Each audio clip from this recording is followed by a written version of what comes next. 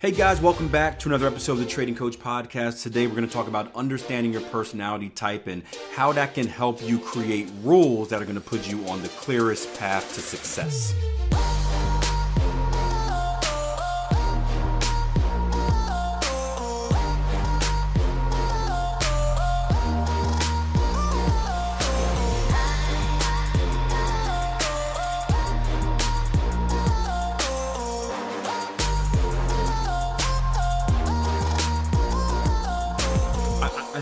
I think the idea is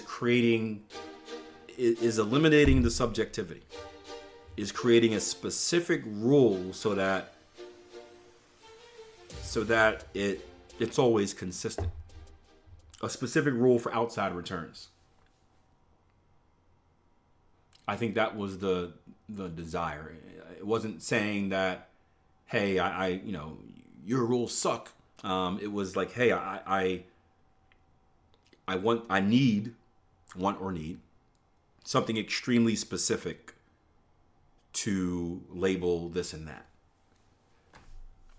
And Raph says, this is the issue I've been struggling with for 2 years, as mentioned in my accountability session. Yep, that's how I knew. Great accountability session, by the way. We must build binary rules if then based on trend identification, but that is based off ebbs and flows identification, for which there is no rule but the high degree of subjectivity. And yeah, and I would say this, I don't think must is going to be in there. Again, I believe that trading is both an art and a science. I don't think trading is binary, right? I don't think trading is necessarily binary at all. If you look at kind of what the markets are based off of human emotion, crowd psychology, all of that fun stuff, right? Which is not binary in its nature, right? Human beings, and although we are highly predictive, right? We are highly predictive, especially in the long term. We are not that predictive in the short term, right? And the reason that we're not so predictive in the short term is because of our emotional reactions, our emotional state. We typically go in the same direction. Our movements are a very predictable, bigger picture. But inside those movements, if you want to look at those movements as being like big trending moves, there are these small emotional ebbs and flows, right? Same thing. You just look at life in general, right? If you want to take a bigger picture at life is the same way, right? There's a starting point, there's an ending point, right? You live, you die, right? In the middle, there are different ebbs and flows of the journey that you go through. So it's not all binary.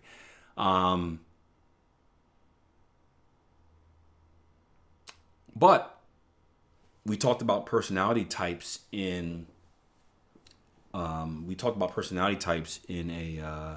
Trading Edge video last week, and we talked about different personality types require different things, right? There are certain personality types that need to be more binary than others. They need to be everything systematic, everything mechanical, if then, no wiggle room.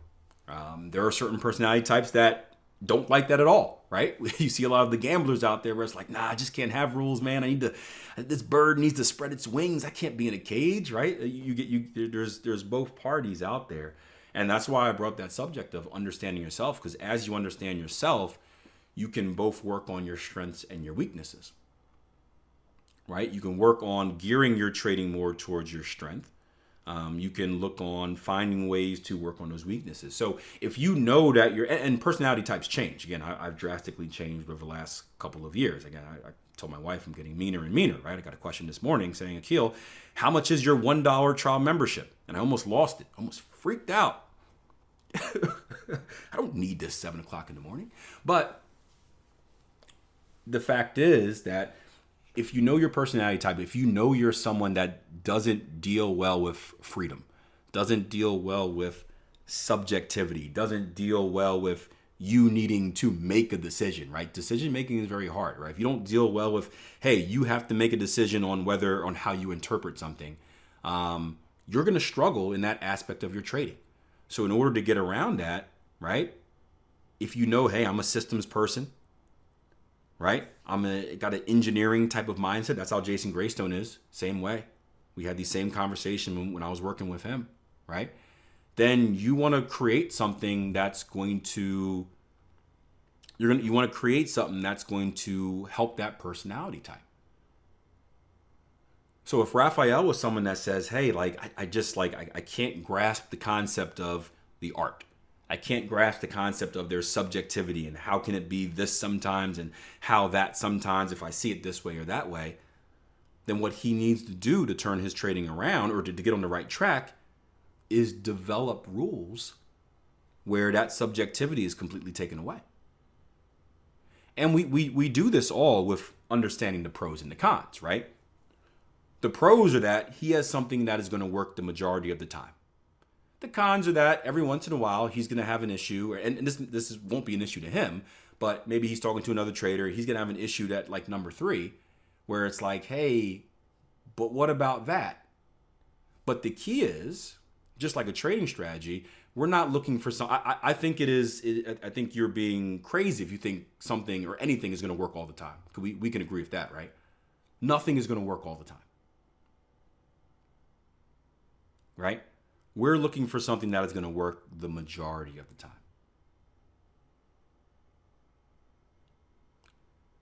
And he understands that. He understands that, hey, this is going to work the majority of the time. I'm not going to be 100% consistent, or I guess I'll be 100% consistent in how I'm analyzing it. It's not going to be 100% right. But if it's 99, 95, then that works for me.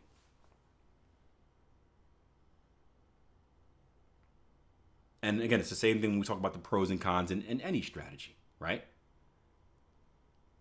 If we use our pattern recognition software, Enigma, right? You're going to be pretty darn consistent in what you're taking, right? Because you're taking everything that Enigma shows you.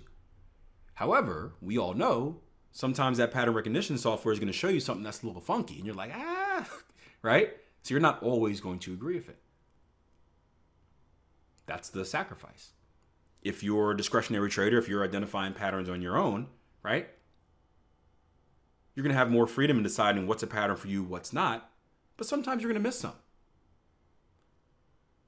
Sometimes you're going to second guess yourself, right? That's the sacrifice of that. You're also never going to take anything that you don't agree with, though, right? You're never going to look at the pattern recognition software and be like, man, no, but you got to take it anyway. You're always going to take the things that you feel comfortable taking. And that's beneficial on the psychological side. So there's always a give and a take. So I don't think we must build binary rules, right? I don't think we need to be mechanical traders. I don't think we need to have a system where it's like if EMA is touched, then sell, right? And automate it, right? I think we need to eliminate as much of the subjectivity in our trading as possible. And if you look at, we need to put a cage, right? We need to work within a cage, right? A cage of rules. Now, how small or how tight that cage is, how loose that cage is, that's going to depend on you as a trader. I'll give you a perfect example, right? I'm going to pick on Cherry because you're in here. You must be new, Cherry. Welcome. Cherry may have rules that say,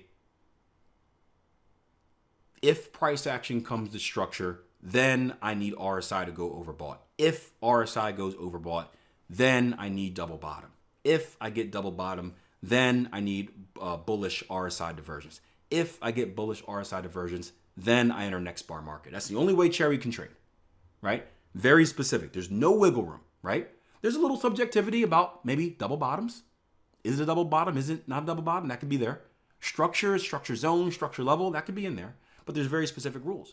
On the other hand, who I want to pick on next? Renee can have multiple ways to trade it, right? Where if the RSI goes a certain amount overbought, or if there's a specific candlestick pattern like Andrew talked about earlier, okay, if price action comes to structure, then look for bullish pin bar, right? And maybe now it's like, okay, well, if I get a bullish pin bar, now I can shift to more an aggressive state. Now I can take a higher close. If I don't get a bullish pin bar, now I got to wait for the double bottom, right? So they're both trading within rules, but Renee or Cherry has much stricter rules than Renee. Renee's rules are kind of looser. Renee has the ability to do more things. And a lot of that comes with experience in the market. I told you guys my story.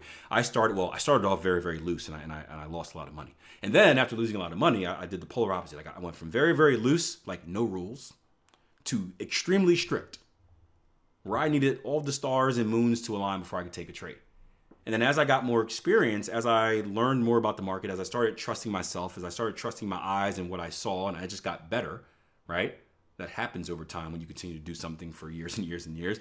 As I got better, my rules were allowed to loosen up. That cage of rules loosened up a bit, right? I gave myself more free reign. We talk about the sports references all the time, right? I think one of the biggest comparisons I like making is, I don't know if you know him, a football player named Ben Roethlisberger. Anybody familiar with that name? Big Ben, Pittsburgh Steelers. He's on his last leg and arm, literally. Anybody? Basically, NFL quarterback, he got thrown in, right? Someone got injured. He got thrown into a pretty good team. I think it was either his rookie or his second year in the league. He won a Super Bowl. But basically, he's a rookie quarterback, and rookie quarterbacks don't really know a lot. So basically, what the head coach did was they said, look, as a quarterback, typically you get different reads, right? There's like, maybe you have four, let's say you have four options on what you can do with the ball. You could throw it short left, short right, long right. And when you hike the ball, right, you go through all those reads. You progress, right? You're looking. You're trying to avoid like mean nasties, trying to take your head off as well. You're doing all this stuff, right? And it's a tough process. What their coaches did was they said, hey, instead of looking at four reads, right? Long left, long right, short right. Just look at two, right? I want you only looking at half the field. Look at 1 and 2. If 1 and 2 isn't there, throw it away, right? They simplified his process. They made it very strict, right? You fast forward 10 years later, right? He's making play calls. He's making his own play calls. He has the freedom to adjust the play to how he wants it. He has the freedom to call audibles, meaning tell someone to do something else based on what he sees, right? He's still working within the rules of he has to go through his reads, that, blocking has to be right, but he has more freedom to run the show. So trading is very similar to that, where I think at the beginning, you need to be extremely strict because you just don't have enough experience to handle freedom, right? As you get more experience, right? And again, experience just isn't time in the market, but it's actually your skill developing. So I'm not just saying, well, if you suck for 10 years, now you're allowed to do something different. No, you didn't gain experience. You just sucked for 10 years, right? But if you've been trading for a few years and you see yourself getting better, you're doing that process of reviewing and playing around with ideas and going through all the testing processes that we talk about, you have the ability to expand and kind of loosen up your ideas. So, and maybe that ends up being the same for Raphael. You never know. Maybe this is the strict start that he needs to get in the game. And then 5 years later, as he's used to it, maybe he notices some tendencies and the rules loosen up some. Maybe it's like, well, if we have a higher high, higher close, if there's a previous candle there, then that one takes precedent. That could happen. You never know. That's part of the developmental process. So I don't think it's a bad way to start at all. And again, a lot of it's going to depend on your personality type and what you require to put yourself in the best position to win. And again, that's why I did that video on the personality types. I think you need to understand who you are, because there's no one else telling you that, right? There's no one else telling us that. I started doing that test years ago, because they made us do it for track and field. They had the whole athletic department do it because. And I was already pretty good at this, but an underrated part of coaching is knowing your athletes. Everyone, just like the market, how every pair is a different employee. Every athlete is different. Some you got to yell at them. Some you got to coddle them, right?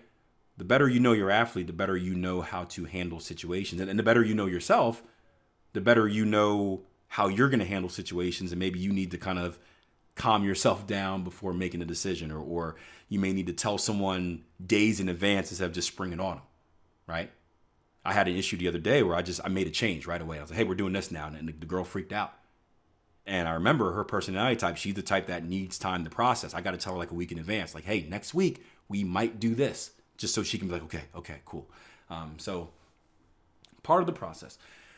Also said Ben Roethlisberger also helped. He's like a polar bear of pads and impossible to tackle. Yeah, that too. He's a walking a walking building. I don't think it's a bad way to start at all. Yes, I need some base ground in the future. I might learn to loosen up. I need a starting. Yep. You need a starting point. Nothing wrong with that. So, good stuff. We got one more question, guys. So I'm going to get into it because we're running about an hour and a half already. We got one more.